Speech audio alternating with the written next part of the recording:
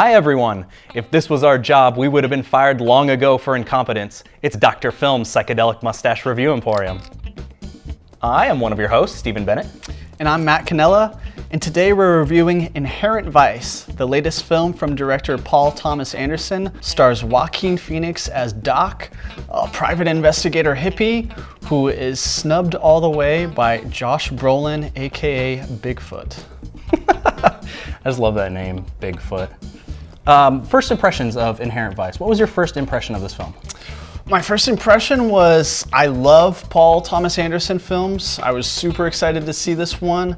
His last couple features have kind of been like these long, slow, melodic pieces with The Master and There Will Be Blood. So I was excited to see him spice it up with a Thomas Pynchon novel, who is one of the best writers out right now. And it's his first book to screen, and he's always been notoriously someone who they said, he's a recluse, never thought any of his books would ever get to screen, and we have a good one here with Inherent Vice. Yeah, this movie was great, and I think you'd probably be the best to speak to Paul Thomas Anderson's other works and the writer's other works, because I think the only other one I've seen is There Will Be Blood, but I love that movie. That's one of my favorites. Boogie Nights is one of my favorite ones too. So, is this review just going to be us blowing this film for like 10 minutes? I'd like to say it wouldn't be, but I love this film. I'm going to get that right off the bat. Yeah. So right off the bat, I think one of the interesting things about this movie is the Doc character.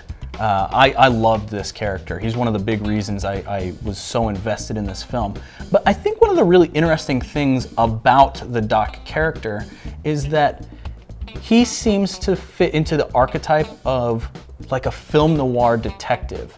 I think that's pretty typical of a lot of the characters in this film. They all seem to be very structured characters that are aware of the archetypes that they occupy in film history.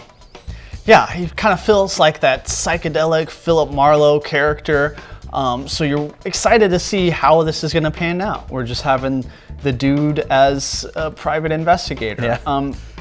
So I think you have that built into your mind going in, that's kind of how this film starts out. His girlfriend kind of comes back and says that she's gotten into it with her new boyfriend. Can he help her out of a jam? Like, that's very just classic, private investigator type of way that we're roped into a story. Yeah, you had mentioned some of the films that this reminded you of, and I think it's really difficult to discuss this movie without talking about the films that seem to clearly have influences on this one, like The Big Lebowski. I think there's a lot of comparisons to be drawn between the Doc character and the dude character. Yeah, the book came out after The Big Lebowski, so I can't speak to exactly how much that character influenced it, but you see it nonetheless. Yeah. I think it's probably the closest character description to what Doc is like, is kind of like the dude, but he seems to be a little bit more clear-headed and doesn't seem to get himself into such trouble that his mind can't help him get out of. With the dude, we get a lot of the circumstances of life kind of play in his favor one way or another, and things work out at the end. Albeit that happens in this film as well, it seems to be a little bit more of his own design, being that he has a good heart, he's asking the right questions, he doesn't really seem to be so dragged down by his own desires, except sort of the desire to help. Yeah, and I think you're really starting to get at what I saw as the point of this film, the message that this film was trying to say is be yourself, be a good person, and the situations that you get into will work themselves out as long as you stay true to what you are. And he gets characterized by a lot of the people in the film as a hippie. And I don't know that he would necessarily agree with that or necessarily disagree with that. He just takes it as it comes. And he doesn't ever seem to really try to fit into anyone's idea of what he is.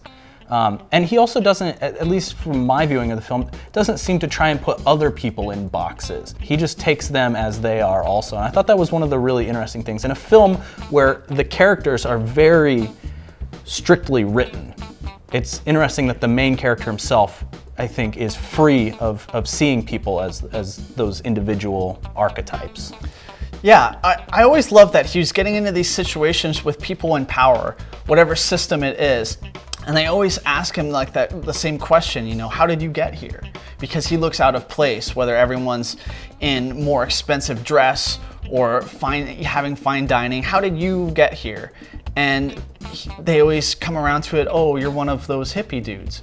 Meaning that normally they would see, oh, people have to work their way up to here, or somehow you've made arrangements with someone else. All of these sorts of power plays that he seems to be out of, that no one really seems to have any dirt on him per se. Yeah. In fact, the only way to get dirt on him is they set him up. So he seems to kind of be living his normal life, floating through it, and when other people see him out of place, they're the ones to point it out, yet they all respond to him. They're not going to ignore him. They recognize that he's been brought to this place in the same way that they have, so whatever connection it is, they always seem to have truthful conversations with him. Yeah, or at least he always tries to draw the truth out of people. And typically for their own benefit. He tries to get people to tell the truth to help themselves. He never seems to be asking erroneous questions or being so flustered that he's forgetting information that has been given to him before. Actually, he vehemently holds to information, specifically names, places, dates, and tries to figure out what the next piece of his investigation is. Despite it seemingly coming from all over the place at once. Yeah, and you're starting to touch on something that I think is going to be troublesome for people when they view this film, is that it does at times seem a little bit disjointed, intentionally so. I think that there's a little bit of like a lack of clarity in this film. Again, it seems intentional, but I could see a lot of people struggling to fully understand like what's going on. I think it's easy to get lulled into certain scenes, and I think they actually beg that from the audience to sort of go a little bit deeper with, you had mentioned before, like kind of this droning psychedelia audio that goes from scene to scene, kind of lulls you into these states where, what was that information that was just said? Yeah. And I feel like either I wasn't being the best audience member and not keeping pace, or perhaps the film sort of lends itself to that you don't need to have all of the information. It's kind of this muck and mire that he's going through. Let's just keep to the through lines. And he's got a couple big stake points that he wants to get to that seems to, when we don't know exactly how it's lining up, get back on track again. So did we get to everything that we wanted to talk about for this one? There's so much in it. I know. think we could spend a whole nother episode doing it. Jeez. But I think it's probably time to wrap stuff up. All right, let's move into love-hate. What did you love about Inherent Vice? What did you hate about it? What I loved about Inherent Vice is some particular magic that happens where the characters and each of the locales seem to take upon his own headspace, the interior psyche of Doc, what they represent to them, what it represents when characters are going away or coming back or imprisoned or subject to manipulation by powers that be. It all seemed to have a place outside of him and within him, which I've seen little to other films capitalize on so beautifully. What I hated about the film was the fact that it was a little loose to follow. And maybe that's a small gripe in that the film kind of aims to that.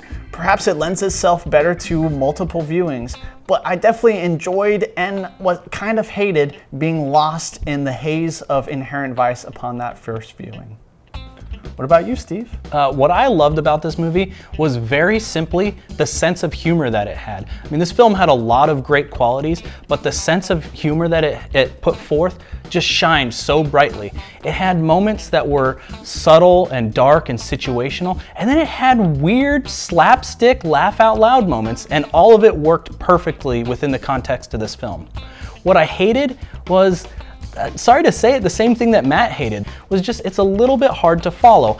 I get that that was the intent of the filmmakers, but there are times when it seems like characters are speaking in vagaries just for the sake of making the story hard to follow. I would have appreciated just a little bit more clarity, and that would have made this film truly a perfect film. Yeah, those vagaries seem to unfold nicely when you're reading it in a book, but sometimes don't work so great on screen. Yeah, and that's gonna bring us to Volkswagen buses. How many Volkswagen buses out of 10 are you gonna give this one? I'm gonna give Inherent Vice 9 Volkswagen buses out of 10. High praise for this film. Another great one by director Paul Thomas Anderson. Worth going into. Despite the dark name, check it out because Doc's just a lovable character. Yeah, I thought this movie was going to be dark, just based primarily on the name and some of the previews I had seen for it, but I was surprised to find how light and enjoyable this film was all the way through. I'm going to give this movie 9 Volkswagen buses out of 10 as well. One of the best movies I've seen in a long time. I don't know that there's very many arguments to be made for disliking this one, unless you're one of those people who doesn't like weird movies. Yeah, I've had enough of cookie cutter films that it's always refreshing something like this. Yeah. All right, that's going to do it for this episode of Dr. Film's Psychedelic Mustache Review Emporium. Till next time, take care. Thanks for watching.